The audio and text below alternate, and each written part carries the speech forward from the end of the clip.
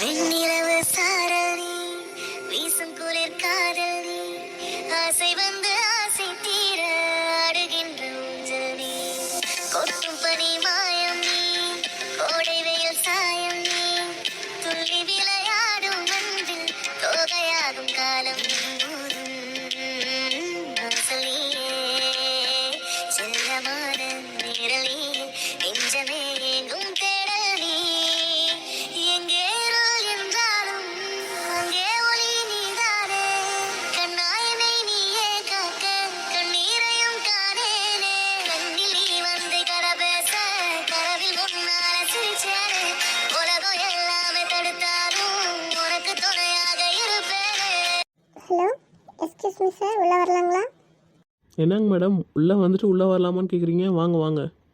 என்னடா இவ தேவதையே படைச்ச படைப்பு மாதிரி இவ்வளோ அழகாக இருக்கா? நான் இந்த மாதிரி ஒரு அழகான பொண்ணை பார்த்ததே இல்லையே. என்ன கண்ணு, என்ன மூக்கு, என்ன உதடு, என்ன கலரு, இந்த மாதிரி பொண்ணெல்லாம் எங்கே இருக்காங்கன்னே தெரியலையே. இன்னைக்கு தான் என் கண்ணிலே போட்டிருக்கு. சில மூஞ்சி அமைப்பு காரணமாக அப்படியே நம்மளை ஈர்க்கிற மாதிரி இருக்கும். நிலவோட அமைதி மாதிரியும் அப்படியே காரணமில்லாத அந்த முகமும் எவ்வளோ அழகாக இருக்குது. இப்படி கவனிக்க சொல்லுது. என்ன பண்ணுறது, கம்பேறி நிற்கிற மூஞ்சும் ஆளுமே நம்மளை மிரட்டுது. ஆனால் என்ன பண்ணுறது, நம்ம எதுவுமே வாயை திறந்து சொல்லவும் முடியாது. மனசுக்குள்ளே கற்பனை பண்ணிக்க வேண்டியதுதான். எனக்கு நீ கடவுள் படைத்த படைப்பாக இருக்குமோ? நீ தான் எனக்கானவளாக இருப்பியா? அந்த கனவுல வந்த தேவதை நீயா இருக்குமா என்னான்னு எனக்கு சொல்ல தெரியல. ஆனால் முதல் பார்வையிலே உங்கள்கிட்ட நான் ரொம்ப என் மனசை பறி கொடுத்த மாதிரி இருக்குது. சார், என்ன அப்படியே பார்த்துக்கிட்டே இருக்கீங்க, எதுவுமே பேசாமல்? சாரி, அது ஒன்றும் இல்லை, வேற ஒரு சிந்தனையில் இருந்தேன். உள்ளே வாங்க வாங்க, இந்த உள்ளே வந்துட்டீங்கல்ல, சிட் பண்ணுங்களேன். இல்லை சார், இப்போ தான் கொஞ்சம் சார்கிட்ட நான் கொஞ்சம் முக்கியமான விஷயம்லாம் பேசிகிட்டு இருந்தேன். ரொம்ப நேரமாக நான் உட்காந்துருந்தது, ஒரு மாதிரி கால் கொஞ்சம் பெயினாக இருக்குது. நான் நிற்கிறேங்க சார், ஒன்றும் பிரச்சனை இல்லை. ஒரு மின்சார பார்வை தேகம் தேகம் உன்னோடு நான் கண்டு கொண்டேன். ஒரு பெண்ணோடு தோன்றிடும் தாபம் தாபம் என்னோடு நான் கண்டு கொண்டேன். என்னை மறந்து விட்டேன். இந்த உலகத்தில் நான் இல்லை உன்னை இழந்து விட்டான். இந்த மலரிலும் தேனில்லை இது கனவா இல்லை நினைவா உண்மை கிள்ளி உண்மை தெளிந்திடு உன்னை பார்த்தெந்தன் தாய்மொழி கண்ணாரனே எனது கண்ணினே தோடு காணவில்லை. அப்படிங்களா? இல்லை நான் மட்டும் உட்காந்துருக்கனே, அதான் நீங்கள் எதுவும் தப்பாக நினச்சிக்காதீங்க. எனக்கு காலிலேருந்து கொஞ்சம் வேலை, அதான் நான் உட்காந்துருக்கேன். இல்லைன்னா கூட நானும் உங்கள் கூட எழுந்து நின்றுடுவேன். ஐயோ சார், அதெல்லாம் பிரச்சனை இல்லை, நீங்கள் உட்காருங்க. I am Udaya. இப்போ உங்கள் எம்டி பேசினாருல்ல, அந்த ஃப்ரம் மலர் டிவியா? சரி சொல்லுங்கள். அப்பா, அவள் குரலே இவ்வளோ அழகாக இருக்குது. என்ன பண்ணுறது, என்னால் அவகிட்ட சரியாக பேசக்கூட முடியல. பார்த்து 2 நிமிஷம்தான் ஆகுது, ஆனால் அவள் என்னை இழுக்கிற மாதிரி இருக்குது. அவளோட சாரியும் ஹேண்ட்பேக்கும், கையில் எப்பயோ போட்ட மருதாணியோட லைட் கரையும், கையில் வளையலும், அவள் செயினும், அப்பா ஆளையே தூக்குது. நாம் இந்த மாதிரி மனசுக்குள்ளே வர்ணிக்கிறது தப்புன்னு என் மனசுக்கு தோணுது. இருந்தாலும் இந்த மாதிரி ஒரு அழகை நான் பார்த்ததே இல்லை. அதான் அப்படியே கண்கூட பார்த்துக்கிட்டே இருக்கணும் போலயே இருக்குது. ஆனால் தப்பு. பரவாயில்ல, மனசுக்குள்ளே தானே பேசுகிறோம், வெளியவா கேட்க போகுது. அதுவும் அந்த ஹேர் ஸ்டைல் வேறு லைட்டாக முன்னாடி இருக்கிறது ரொம்ப அழகாக இருக்குது. சார், என்ன அப்பப்போ ஏதாவது கனவுக்கு போயிடுறீங்களா என்ன? அச்சிச்சோ, அந்த மாதிரிலாம் ஒன்றும் இல்லை. நீங்கள் தான் அப்புறம் எதுவுமே பேசாமல் இருக்கீங்க, அதனால தான் நான் பார்த்துக்கிட்டே இருக்கேன். சரி, நீங்கள் எப்பயாவது எங்கள் டிவி ப்ரோக்ராம்லாம் பார்க்குறது உண்டா சார்? ஒரு மாதிரியாக இருக்கேன் எனக்குள்ள. அது ஏன் என்னை இயல்பாக இருக்க விட மாட்டேங்குதுன்னு தெரியல. ஆனால் ஏதோ மாதிரி ஒன்று பண்ணுது. பேசாமல் இருந்தாலும் தப்பாயிரும். நான் டிவி நியூஸை தவிர மற்ற ப்ரோக்ராம்லாம் அதிகமாக பார்க்குறதில்ல. சண்டே டைமில் கொஞ்சம் ஏதாவது பார்ப்பேன். மற்றபடி ஃப்ரெண்ட்ஸ் வீட்டில், சொந்தக்காரவங்க வீட்டில் ஏதாவது வெயிட் பண்ணிட்டு இருக்கும்போது ஏதாவது டிவி பாருங்க கொஞ்சம் டைம் ஆகும் அப்படின்லாம் சொல்லும்போது அப்படியே போட்டு விட்டுருவாங்க. அப்போ ஏதாவது பார்க்கறது உண்டு. மற்றபடிலாம் அந்த அளவுக்குலாம் நமக்கும் டிவிக்கும் சம்மந்தம் இல்லைம்மா. என்ன சார் சொல்றீங்க? டிவி ப்ரோக்ராம்லாம் பார்க்கறதுக்கு உங்களுக்கு என்ன அவ்வளோ வெறுப்பாவா இருக்கு? எங்க டிவி சேனல் ப்ரோக்ராம்லாம் பார்த்தீங்கன்னா அப்படியே என்ஜாயா இருக்கும், ஜாலியா இருக்கும் தெரியுமா? இல்லை நான் அப்படி சொல்லலை. எனக்கு எப்பயுமே விருப்பம்லாம் நான் சொல்ல மாட்டேன். அதில் அதிகமாக எனக்கு விருப்பம் இல்லை. விருப்பம் ஏற்படுத்திக்கிற அளவுக்கு டிவியில் என்னை இம்ப்ரெஸ் பண்ணுற அளவுக்கு எதுவும் ஓடலைன்னு வச்சுக்கோங்களேன். என்ன சார் சொல்றீங்க? உங்களை இம்ப்ரெஸ் பண்ற அளவுக்கு டிவியில ஓடணுமா? நம்மளுக்கு பிடிச்ச ப்ரோக்ராமா பார்த்து நம்ம தான் அமைச்சுக்கணும். எங்க சேனல்ல எவ்வளோ நல்ல ப்ரோக்ராம்லாம் வருது தெரியுமா? நீங்க தான் பார்க்கவே மாட்டேன்னு சொல்றீங்களே, பார்த்தா தானே உங்களுக்கும் தெரியும். வருது தான், நான் இல்லைன்னு சொல்லலை. ரொம்ப நல்ல மீடியா அது. ஆ மனித வளர்ச்சிக்காக அதை முழுமையாக பயன்படுத்துறதில்ல. ஏதோ பொழுதுபோக்கு நிகழ்ச்சிக்குன்னு தானே நிறையா பேர் ஆக்கிரமிச்சிட்டு இருக்காங்க. நீங்கள் ஒரு மீடியா பர்சனு. மீடியாவை பற்றி தப்பாக சொன்னால் உங்களுக்கு கோபம் வரும் தானே. அச்சச்சோ, அந்த மாதிரிலாம் இல்லை சார். உங்களோட கருத்தை நீங்க சொல்றீங்க, இதுல எனக்கு கோவம் வந்து நான் என்ன பண்ண போறேன் சொல்லுங்க பார்க்கலாம். நம்ம நாட்டில் லஞ்சம் ஊழல் அதிகமானதுக்கெலாம் டிவியில் வர விளம்பரங்கள் கூட ஒரு வகையில் காரணம்னு நான் நினைக்கிறேன். என்னோட கருத்து. நீங்கள் தப்பாக நினச்சிக்காதீங்க. எந்த வகையில நீங்க சொல்றீங்க? கிட்டத்தட்ட நீங்கள் நல்லா யோசிச்சு பாருங்க. எல்லா விளம்பரங்களுமே மிடில் கிளாஸ் மக்களை குறி வச்சு தான் அதிகமாக வருது. மெயின் டார்கெட் வந்து விளம்பரம் புதுசு புதுசாக பொருள்களையும் முதல்ல அவங்க மனசில் திணிக்குது. இதில் நம்ம வீட்டில் இல்லைங்கிறது ஒரு ஏக்கத்தை விதைக்குது. நீ எப்போ அதை வாங்க போகிறனோ மறுபடி கேட்டு விதைக்குது. அதை வாங்கினாதான் அவனுக்கு மன உளைச்சல்ல இருந்து அவன் விடுதலை ஆகுறான். எப்பவுமே சம்பாதிக்கிறது பத்தாமல் இருக்கிற மிடில் கிளாஸுக்கு இந்த ஏக்கம் வரத்துக்கு காரணம் யாரு? தனக்குள்ள தப்பு செய்ய வச்ச சந்தர்ப்பம் கிடைக்கிறதுக்கு வழி பண்ணுறது யாரு? நீங்களே சொல்லுங்க பார்க்கலாம். நானே என்ன சொல்றது உங்களை? சொல்லுங்க. ஆ, நீங்க சாஃப்ட்வேர் இன்ஜினியர் தானே? இல்லையா, இல்லை சைக்கிள் வச்சுக்கிட்டு ஏதாவது ரொம்ப இன்ட்ரெஸ்டிங்காக வந்து இருக்கீங்க சார். உங்க பார்வை ரொம்ப வித்தியாசமா இருக்கு. நான் ஏதோ நீங்கள் ஆத்திரப்பட்டு உங்கள் மூஞ்சிலாம் செவந்து ஆக்கப்பூர்வமாக ஏதாவது பண்ண போகிறீங்களோ என்னமோன்னு எதிர்பார்த்தேன். ஆனால் இப்படி சிரிக்கிறீங்களே. அட போங்க சார். பொதுவா எனக்கெல்லாம் வாக்குவாதத்துல பெருசா நம்பிக்கைலாம் இல்லை. எந்த ஒரு விஷயத்துலயும் நானே தீர்மானிச்சு வந்தோம் அதுலயே ஆணி அடிச்சு நிக்கிறதும் சரியில்லை. மற்ற கோணங்கள்ல இருந்தும் பார்க்கணும்ல. இப்போ நீங்க சொன்னது ஒரு கோணம், எதுக்கு நியாயம் இல்லாத நான் மறுக்கணும்? விளம்பரங்கள்ல தப்பு செஞ்சு தூண்டுறதுன்னா சிந்திக்க வைக்கிற கோணம் தான். எனிவே, நான் அந்த விஷயத்த சொல்லிட்டு என்ன பண்ண போறேன் சொல்லுங்க பார்க்கலாம். சரி சொல்லுங்க. அதுக்கு முன்னாடி நீங்கள் என்ன சாப்பிட்றீங்க? Tea, coffee? என்ன சார், அதுக்குள்ள என்ன சாப்பிட்றீங்க? டீ காஃபியான்னு வந்து ரயில்வே ஸ்டேஷன்ல விற்கிற மாதிரி ஆயிட்டீங்க. இல்லை, அப்புறம் வந்தவங்கள ஏதாவது கேட்கணும்ல. இது என்ன சார் நம்ம வீடா? இது சும்மா வேலை விஷயமா நான் பார்க்க வந்தேன். No thanks sir. நான் இப்பதான் உங்க எம்டி ரூம்லயே வந்து குடிச்சிட்டு வந்தேன்.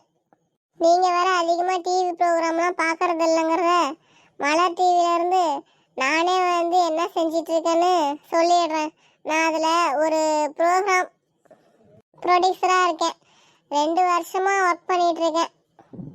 எனக்கும் நீங்க சொன்ன மாதிரில இந்த மீடியாவை வந்து முழுக்க பொழுதுபோக்கா வந்து பயன்படுத்துறதுல உடன்பாடெல்லாம் கிடையாது. மக்களுக்கு வந்து என்ன நடக்குதுன்னு நமக்கு வந்து தெரிய வைக்கணும்ல, அதுல ஒரு ஆர்வம் எனக்கு அதிகமா. விழிப்புணர்வுன்னு கூட வச்சுக்கோங்களேன். சிந்திக்க வைக்கிறதுக்கு மட்டும் இல்லை, என்ன நிகழ்ச்சி அமையணும் அப்படி இப்படின்னு சொல்லலாம் கொஞ்சம் பார்க்கறதுக்கு எனக்கு ஒரு குறிக்கோள் நான் வச்சிருக்கேன். என்னோட மனசாட்சிக்கு ஏற்ற மாதிரி தான் நான் செயல்பட்டுட்டு இருக்கேன். நீங்க என்ன சொல்றீங்களோ சொல்லுங்க, அதெல்லாம் எனக்கு பிரச்சனை கிடையாது. சூழல் மேடை வந்து கருத்து கணிப்பு இதெல்லாமே வந்து நான் தொடர்ந்து செஞ்சுட்டு தான் இருக்கேன். ப்ரோக்ராம்ஸாக இருக்கும். இதில் வந்துட்டு என்ன நம்ம பண்ண முடியும் சொல்லுங்க? நமக்கு மேலே இருக்கவங்க சொல்கிறத நம்ம செய்ய போகிறோம். இன்னைக்குன்னு பார்த்துக்கிட்டிங்கன்னா கம்ப்யூட்டரோட துறையோட அபார வளர்ச்சியை பற்றி ஒரு கலந்துரையாடல் வந்து இது நடந்துகிட்டு இருக்கு. இதில் இந்த துறையில் உள்ள பர்சனாலிட்டிங்களை வந்து பொதுமக்களே சேர்ந்து தேர்ந்தெடுக்கணுமா. சிலர் வந்து அதை பற்றி பேச போகிறாங்களாம். அவங்களோட சந்தேகங்களுக்கு பதில் சொல்ல வேண்டியதாக வரும்னு நினைக்கிறேன். கம்ப்யூட்டரை பற்றி தெரிஞ்சவங்க ஒரு 3 பேர் கலந்துக்கிறாரு தான் பிளானு. அதில் ஒருத்தர் தான் உங்களை சஜஸ்ட் செஞ்சுருக்காரு, உங்கள் எம்டி. இதில் கலந்துக்கிறதுக்கு உங்களுக்கு சம்மதமா சார்? அதில் ஒன்றும் எனக்கு பிரச்சனை இல்லை.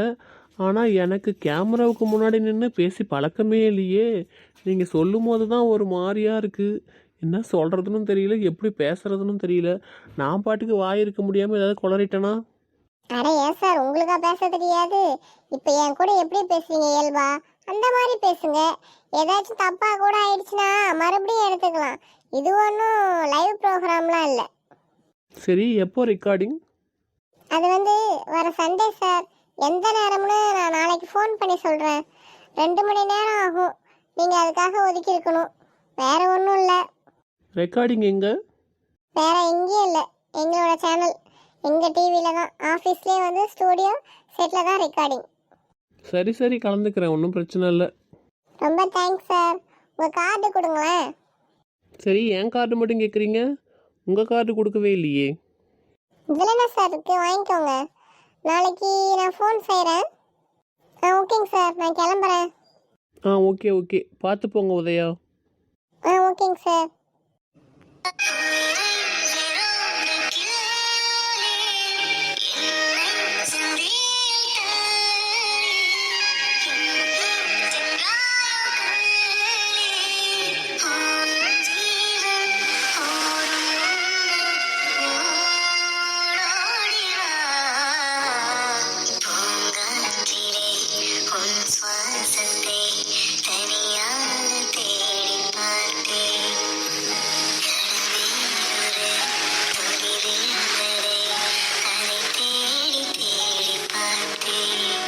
என்னடா பொண்ணு இவ, பார்க்குறதுக்கு இவ்வளோ அழகா, குரல் எல்லாமே இவ்வளோ அழகாக இருக்குது.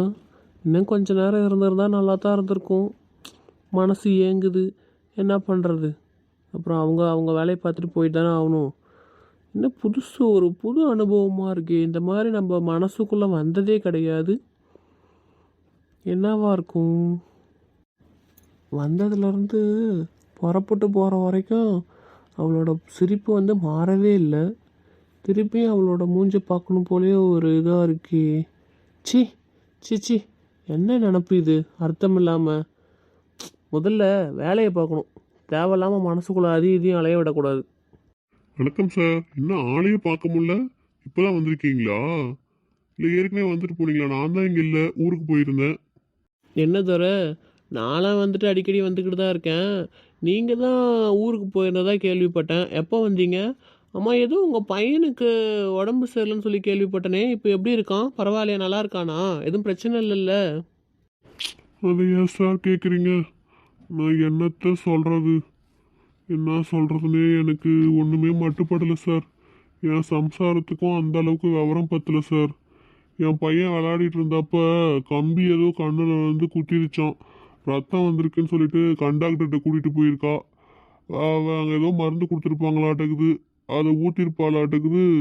4வது நாள்லாம் வந்து பையன் ரொம்ப வலிக்குது அப்படி இப்படின்னு துடிச்சிருக்கான். ரத்தம் நின்றுடுச்சு, ஆனால் வந்து பையன் துடிச்சிருக்கான். அப்புறம் என்ன ஏதுன்னு எனக்கு ஃபோன் பண்ணான். ஆஸ்பத்திரிக்கு கூட்டிகிட்டு போனால் அங்கே வந்து என்னென்னமோ சொல்கிறாங்க சார். எனக்கு ஒன்றுமே மட்டுப்படலை. எனக்கு என்ன பண்ணுறதுன்னு தெரியாமல் அப்படியே முழிச்சிக்கிட்டு இருக்கேன். அதை பற்றி தான் அப்படியே யோசிச்சுட்டே இருக்கேன். ஏன் அப்படி என்ன டாக்டர் சொன்னாங்க? அதான் ரத்தமும் நின்று போச்சுன்னு சொன்னீங்க. வேறு ஏதாவது பிரச்சனையா தவிர சொல்லுங்கள், எதாக இருந்தாலும். சார், அது வந்து நான் போயிட்டு கூட்டிகிட்டு போய் வேறு டாக்டருக்கு காட்டினேன். அவர் வந்துட்டு ஆப்ரேஷன் கண்ணில் பண்ணணும் அப்படி இப்படின்னு சொல்லிட்டு பயமுறுத்துறாரு. எனக்கு என்ன செய்கிறது? ஆப்ரேஷனுக்கு நான் செய்கிற இந்த வேலைக்கு நான் எவ்வளோன்னு சம்பளம் வாங்கி நான் ஆப்ரேஷன் பண்ண முடியும் சொல்லுங்கள்? என்னோட சூழ்நிலையே என்னால் என்ன பண்ணுறதுன்னு தெரியல. இதுக்குன்னு வந்துட்டு நான் பையனை விட்டு கொடுக்கவும் முடியல, கண்ணாச்சு. அதான் என்ன பண்ணுறதுன்னு ரொம்ப யோசனையாக இருக்குது சார். அதுவும் இல்லாமல் பாண்டிச்சேரியில் ஜிப்பர்னு சொல்லிட்டு ஒரு ஆஸ்பத்திரிக்கு தான் கூட்டிகிட்டு போக சொல்லியிருக்காங்க. என்ன பண்ணுறதுன்னு தெரியாமல் அப்படியே முழிச்சிக்கிட்டு இருக்கேன். அதையும் இதையும் பார்த்து பயப்படாதீங்க தவிர. கண்ணு இருந்தால் தான் இந்த உலகத்தில் எல்லாமே நம்ம பண்ண முடியும். நாளைக்கு நீங்கள் கடன் வாங்கினாலுமே அந்த பையன் பெருசாகி அதை கூட கட்டிடுவான், ஒன்றும் பிரச்சனை இல்லை. இருந்தாலும் வந்து இப்போ நம்ம அலட்சியமாக இருந்துட்டோம்னு வச்சுக்கோங்களேன், இது இப்படி தான் லைட்டாக. அதுக்கு தான் பிள்ளைங்கள்லாம் எங்கேயாவது விளையாடும் போது நம்ம ரொம்ப ஜாக்கிரதையாக பார்த்துக்கணும். ஏதாவது ஒரு சின்ன அடிப்பட்டாலுமே அது எவ்வளோ பெரிய பிரச்சனையை கொண்டு போய் விட்டுருக்கு பார்த்தீங்களா? சம்பளம் வாங்கிட்டு தான் சார் லீவு சொல்லிட்டு போகணும். நாளைக்கு ஊருக்கு போய் பையனை கூட்டிகிட்டு போகணும் சார். பயமாக இருக்குது. சரி செஞ்சிருவாங்களா என்னன்னு வேறு தெரியல. அங்கே வேற எனக்கு யாரையுமே தெரியாது. என்ன பண்ண போகிறோன்னு தெரியல. அட நீங்கள் வேற தைரியமாக இருங்க தோற. கண் ஆப்ரேஷன்லாம் இப்போ ரொம்ப சர்வ சாதாரணமாக ஆயிடுச்சு. பாண்டிச்சேரியில் தானே என்னோட பெரிய அக்காவை அங்கே தான் கட்டி கொடுத்துருக்கோம். என் மச்சான் அங்கே மெடிக்கல் ஷாப் வச்சுருக்காரு. அவருக்கும் ஜிப்பர் ஹாஸ்பிட்டலுக்கும் பழக்கம் இருக்குன்னு சொல்லியிருக்காரு நிறையா டைமு. அவருக்கு நான் ஒரு லெட்டர் தரேன், அவரை போய் பாருங்கள். அவரால் முடிஞ்ச உதவி அவர் செய்வார். சார் இந்த உதவி நான் எப்பயுமே மறக்க மாட்டேன். ரொம்ப நன்றி சார். என் பையனுக்கு நீங்கள் இதை செஞ்சதே பெரிய விஷயமா இருக்கும். அட நீங்கள் வேற, இதெல்லாம் ஒரு விஷயமா? இருங்க, நான் போயிட்டு என் ஃப்ரெண்டை பார்த்துட்டு திரும்ப வரப்போ லெட்டர் எடுத்துகிட்டு வரேன். சரிங்க சார். இதுதான் சார் என்னோட நிலமை. அப்புறம் நீங்கள் தான் சொல்லணும். அது இல்லை சார், நான் அதில் 9 வருஷமாக குடியிருக்கேன். அதனால அதனால என்ன, 50 வருஷமே நீங்கள் குடியிருந்தாலும் நீங்கள் வீட்டுக்கு சொந்தக்காரர் ஆயிட முடியாது. வீட்டுக்கு சொந்தக்காரவங்க அவரோட வீட்டை விற்கிறதுக்கெல்லாம் எல்லா விதமான உரிமையும் உண்டு. குடியிருக்கிறவங்க சம்மதம் வந்து அவசியம் தேவையே கிடையாது. சரி, அவன் முக்கியமாக அதை பேசிகிட்டு இருக்கான். நம்ம போய் லெட்டர் எழுதிட்டு வந்துடலாம். வீட்டை வாங்குறவன் உடனே என்னை காலி செய்ய சொல்லுவானே, அதுக்கு நான் என்ன பண்ணுறது? அவர்கிட்ட 2 வருஷம் அக்ரிமெண்ட் போட்டிருக்கேன். 1 வருஷம் தான் முடிஞ்சிருக்கு. வீடு வாங்குறவங்க என்னை 1 வருஷம் குடியிருக்க விடுவாங்களான்னு எனக்கு தெரியலையே சார். அதனால தான் எனக்கு ரொம்ப சந்தேகமாக இருக்குது. அதனால தான் உங்ககிட்டே நான் வந்தேன். அக்ரிமெண்ட் நீங்கள் யாரோட போடுறீங்களோ அவங்களோட தான் அது கட்டுப்படுத்த முடியும். மற்ற புதுசாக வாங்குறவங்கள்ட்டலாம் நீங்கள் எதுவும் பேச முடியாது. கொஞ்சம் வேணால் டைம் கேட்கலாம். இல்லைன்னா முடிஞ்சால் அவங்க ஒத்துக்கிட்டாங்கன்னா நீங்கள் வேணால் இருக்கலாம். அதுதான் பண்ண முடியும். வேணும்னா கொஞ்சம் டைம்னு சொல்லிட்டு நம்ம பாட்டுக்கு இழுத்துக்கிட்டே போக முடியும். சட்டப்பூர்வமான இதுக்கு எதுவுமே இடம் கிடையாது. அது இல்லை சார், எனக்கு அது ரொம்ப ராசியான வீடு. காலி செய்யறதுக்கு மனசே வரல. நான் என்ன பண்ணட்டும்? இதோ பாருங்கள் சார், இந்த கேஸு உங்கள் பக்கம் சட்டப்படி போராடுறதுக்கு எதுவுமே இல்லை. இழுத்தடிக்கிறதுக்கு தான் குறுக்கே அவசரம் நான் சொன்னேன். நான் வக்கீலாக இருந்துட்டு இதெல்லாம் சொல்லக்கூடாது. ஆனால் உங்களுக்கோசரம் சொன்னேன். இதுக்கு மேலே எனக்கு எதுவும் சொல்கிறதுக்கு தோணலை. சார், செலவு எவ்வளோ ஆனாலும் பரவாயில்ல. ஒரு 2-3 வருஷத்துக்கு நான் வீட்டை காலி செய்யாமல் இருக்கிறதுக்கு ஏதாச்சும் பண்ண முடியும்னா பண்ணுங்கள் சார். தப்பாக எடுத்துக்காதீங்க. என் மனசுக்கு நியாயமில்லாதுன்னு படுறதெல்லாம் நான் எதுவும் செய்யறதில்ல. எந்த கேஸையும் நான் எடுத்துக்கிறதும் இல்லை. நீங்கள் புறப்படுங்க சார். சார், நான் சொல்கிறத கொஞ்சம் கேளுங்களேன். நான் தான் எவ்வளோ பணம் வேணால் தரேன்னு சொல்கிறேன். அப்புறம் நீங்கள் முடிச்சு கொடுக்காம இருக்கிறதுக்கு நான் என்ன சொல்கிறது? எனக்கோசரம் கொஞ்சம் முடிச்சு கொடுங்களேன். இல்லை சார், நான் முதல்ல சொன்னது தான். அந்த மாதிரிலாம் என்னால் எதுவும் பண்ண முடியாது. எனக்குன்னு ஒரு அகராதி இருக்குது. அதெல்லாம் நான் மாற்றிக்கலாம் மாட்டேன் யாருக்கோசரமும். உங்கள் பக்கம் நியாயம் இருந்தால் நான் கண்டிப்பாக நீங்கள் என்ன சொல்கிறது நானே நின்று வாதாடுவேன். ஆனால் உங்கள் பக்கம் எதுவும் கிடையாது. நீங்கள் முடிஞ்ச அளவுக்கு வீட்டை வாங்குறாங்கல்ல அவங்கக்கிட்ட பேசி பாருங்கள். அவங்க சரின்னு சொன்னால் நீங்கள் 1 வருஷம் என்ன 10 வருஷம் கூட இருக்கலாம். இவன் ஒரு வக்கீலுன்னு இவங்ககிட்ட வந்தால் இவன் ரொம்ப தான் ஓவராக பேசுகிறான். என்ன ஏதுன்னு பண்ணி கொடுத்துட்டு காசு வாங்குறத விட்டுட்டு உழைக்க தெரியாதவனாக இருக்கான். சை, இவன் வக்கீலும் என்ன தான் பண்ணி தொலைகிறது தெரில. நம்ம வீடை தான் காலி செய்யணுமோ? அவன் வீட்டுக்காரன் வேறு ஓவராக பேசுவானே. நம்ம வேறு ஓவராக பேசிட்டு வந்துட்டோம். இருடா அவனை என்ன பண்ணுற பாருடான்னு. இந்த ஆள் என்னமோ இப்படி பேசுகிறான்.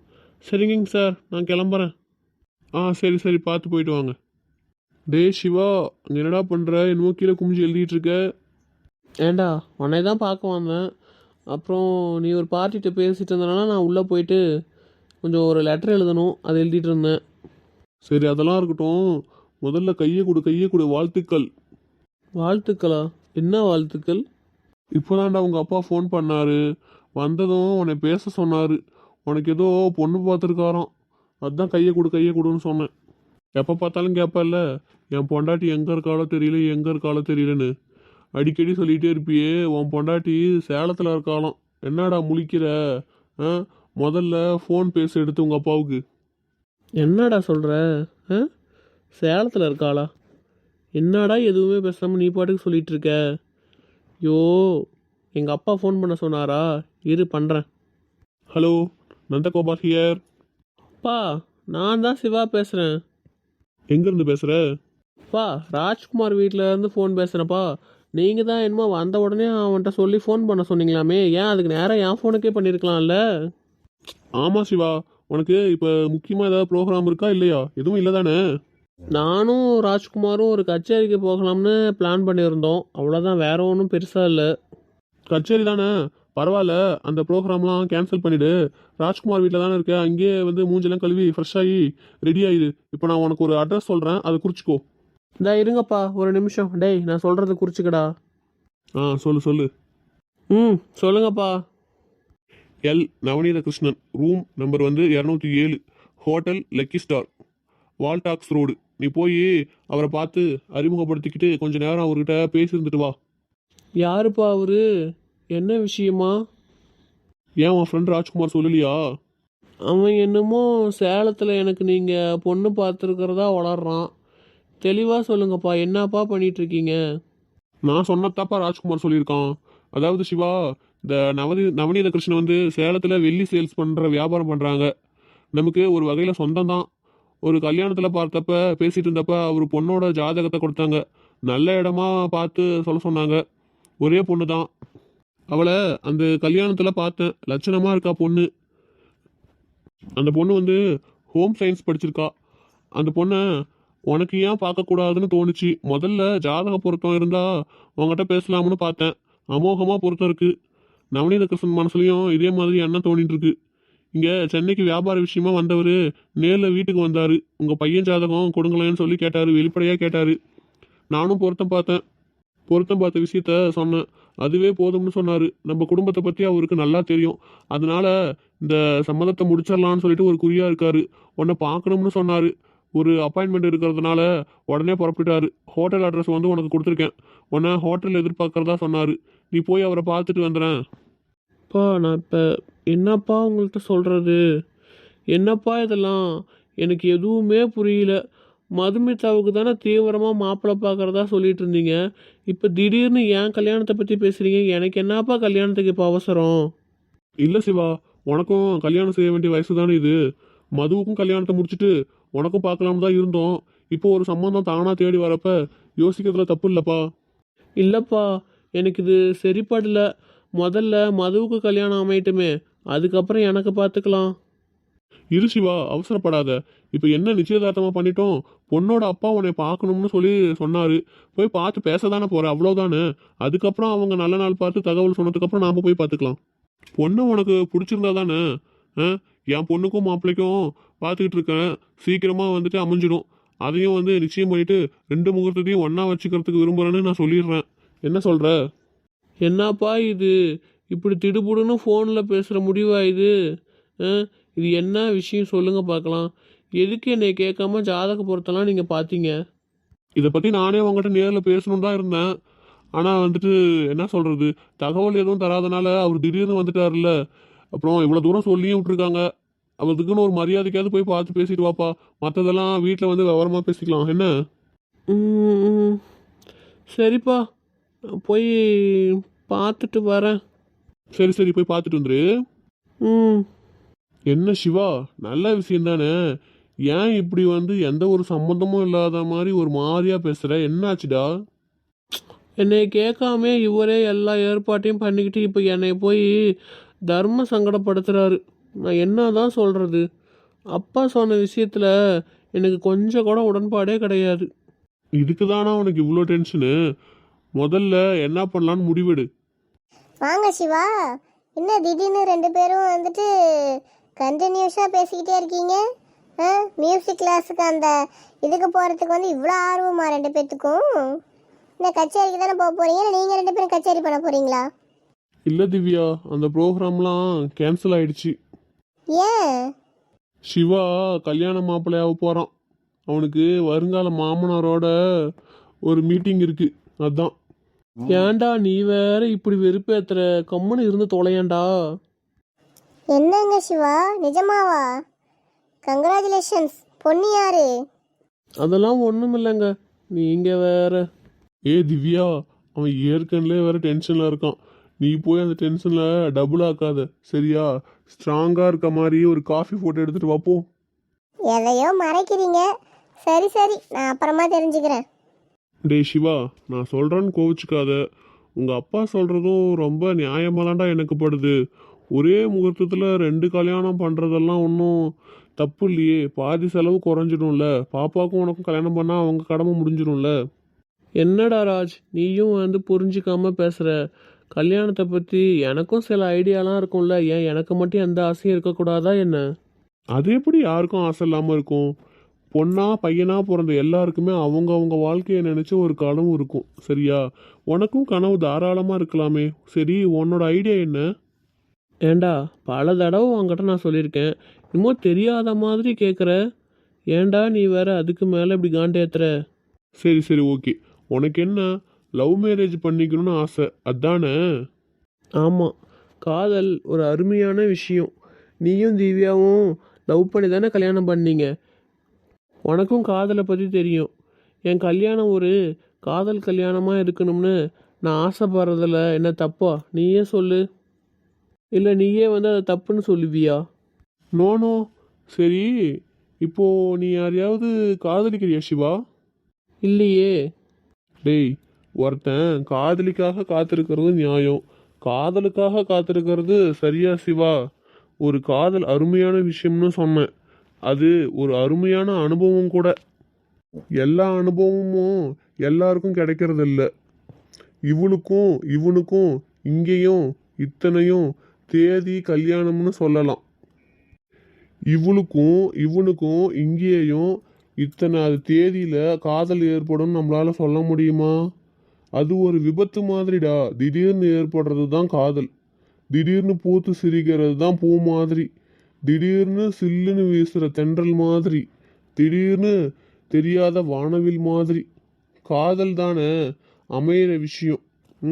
அனுபவம் அதை மெனக்கட்டு அமைச்சிக்க முடியாது சிவா. தெரியும் ராஜ், காதல் கடையில் கிடைக்கிறதில்ல. விளம்பரம் கொடுத்து விண்ணப்பிக்க சொல்லவும் முடியாது.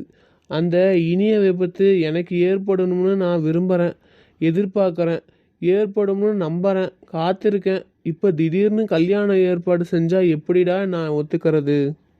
ஏன் கல்யாணம் பண்ணிக்கிட்ட பொண்டாட்டிய காதலிக்க கூடாதா என்ன? அது ஏற்படுத்திக்கிற காதல் தீர்மானமானதுன்னு சொல்ல முடியுமா? பொண்டாட்டியை நேசிக்கிறதுக்கும் நேசித்த பொண்டாட்டியை தீர்மானிக்கிறதுக்கும் வித்தியாசம் இருக்கு இல்லையா? நீ லவ் மேரேஜ் பண்ணிக்கிறதுல எனக்கு எந்த ஒரு நெருடலும் கிடையாதுடா. நான் எந்த ஃபீலிங்கும் பண்ணலை. சரியா? எங்கள் கல்யாணத்துக்கு சாட்சி கையெழுத்து போட்டவனே நீ தான். உனக்கு எல்லா விதத்துலேயும் உதவ நான் தயாராக தான் இருக்கேன். லவ் மேரேஜுக்கு லவ் வேணும். தானாக ஒரு காதலும் அமையணும். எவ்வளோ நாள் காத்திருக்க போகிற? தினமும் எவ்வளோ பொண்ணுங்களோ சந்திச்சாலும் உள்ளுக்குள்ளே 100 வயலின் வாசித்து ஜிவ்வுன்னு ரத்தம் பாயிற மாதிரி ஃபீலிங் ஏதாவது ஏற்பட்டிருக்குமோ? அடிக்கடி சொல்கிறியே. இப்போ நீ ஒரு பொண்ணை சந்திச்ச, உனக்குள்ள வயலின் வாசிச்சிச்சா? அந்த மாதிரி என் மனசுக்கு நான் டக்குன்னு பார்த்த பொண்ணு உதயாதான், வேற யாரும் கிடையாது. என்னடா யோசிச்சுட்டே இருக்க? யாரையாவது பார்த்து உனக்கு தோணுச்சா? ராஜ் சொல்கிற மாதிரி ஜிவ்வுன்னு புது ரத்தம் பாஞ்ச மாதிரி உடம்பெல்லாம் ஒரு இனிமையான நமைச்சல் பரவி இருந்துச்சு. 100 வயலின் இணைஞ்சு வாசிக்கிற மாதிரி கையை பிடிச்சி இரும்பு பைப்பில் வச்ச மாதிரி அவளோட பிடியில் ஒரு அழுத்தம். என்னோட மனசுக்குள்ளே ஒரு இனிமையான தேடல்னால் அது உதயாதான். டே சிவா, என்னடா அப்படியே சிலை மாதிரி உட்காந்துருக்க? உன் ஃபீலிங்ஸ்லாம் எனக்கு புரியுது. ஆனால் ப்ராக்டிக்கலாக யோசிக்கிறது தான் நல்லது சிவா. நானும் திவ்யாவும் லவ் பண்ணிட்டு இருந்தப்பவே உனக்கு தெரியும். நாங்கள் ரகசியமாக சந்திக்கிறதுக்கு பல தடவை நீயே ஏற்பாடு செஞ்சு கொடுத்துருக்க. உன் மனசில் இப்படி ஒரு பிடிவாதமான எண்ணம் ஏற்படுறதுக்கு ஒரு வகையில் நாங்கள் கூட காரணமாக இருக்கலாம்னு நான் நினைக்கிறேன். நாங்கள் சந்தோஷமாக வாழ்கிறத பார்த்துட்டு தான் லவ் மேரேஜ் மட்டும்தான் சிறந்ததுன்னு அழுத்தமாக நினச்சிட்டு இருக்கியா என்ன? லவ் மேரேஜ் பண்ணிவிட்டு எத்தனையோ தம்பதிங்க டைவர்ஸுக்கு என்கிட்டே வராங்க தெரியுமா? அதே மாதிரி பொருத்தம் பார்த்து பொண்ணு பார்த்து நடக்கிற கல்யாணத்துலேயும் சந்தோஷமாக வாழ்கிறதுக்கு எத்தனையோ தம்பதிகள் இருக்காங்க. உன்னை நான் கட்டாயம்லாம் படுத்தலை, உன்ட்டு நான் சொல்கிறேன். அந்த மாதிரி எவ்வளோ பேர் இருக்காங்கன்னு நான் வேணா உனக்கு காட்டுட்டுமா? சரி, இப்போ நீ எவ்வளோ சொல்லிட்ட. பெரியவங்க பார்த்து நடத்தி வைக்கிற கல்யாணங்களில் அவஸ்தைப்படுறவங்கள நான் காட்டட்டுமா? எத்தனை முறையில் நடத்துகிறாங்க தெரியுமா?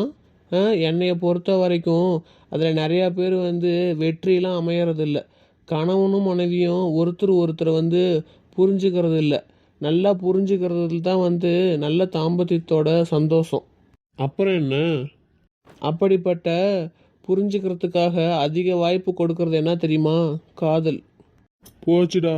இதை பாரு, உன்கிட்ட என்னால் பேச முடியாது. இது பேசி முடிவு எடுக்கிற விஷயம் கிடையாது. இப்போ எதுவும் பண்ண முடியாது நம்மளால. இப்போ உங்கள் அப்பா அந்த நவநீத கிருஷ்ணனை போய் பார்க்க சொல்லியிருக்காருல்ல, போக போறியா நீ இல்லையா? நீயும் என் கூட வாயேன், போயிட்டு வந்துடலாம். நான் எதுக்கு? என்னாலலாம் இன்னொரு தடவை கல்யாணம்லாம் செஞ்சுக்க முடியாதுடா.